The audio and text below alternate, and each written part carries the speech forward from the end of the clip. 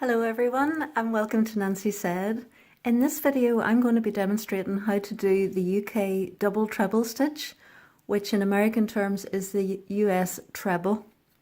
As you can see, it's quite a tall stitch, lovely and elegant, and it starts with 4 chains on the row.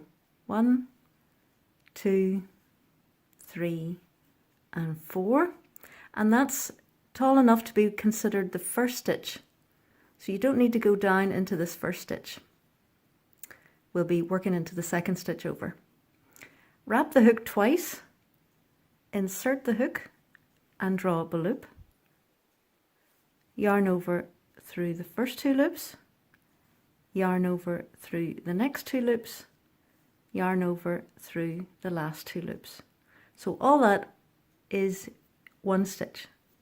That's your double treble. So watch again. Wrap the hook twice, insert your hook into the next stitch and draw up a loop, yarn over through 2, yarn over through 2, yarn over through 2, and you get a lovely tall stitch with 2 horizontal bars.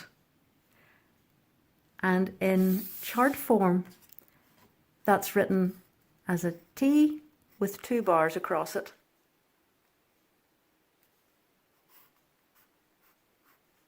And the row would start with chain 4, which counts as a stitch.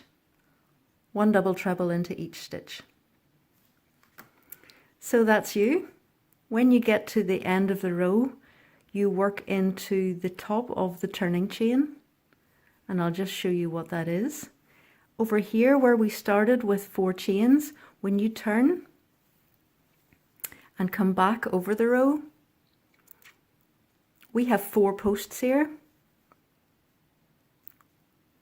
1, 2, 3 and 4. This is number 1, 2, 3, and the 4th one is the top of the turning chain. 1, 2, 3 and 4. So when you are working your starting chain, and if you're not sure about your edges, I would work 1, 2, 3, 4 chains and put a marker in the top, because when you turn, that's exactly where you're going to be digging for. So for example, when we turn our work,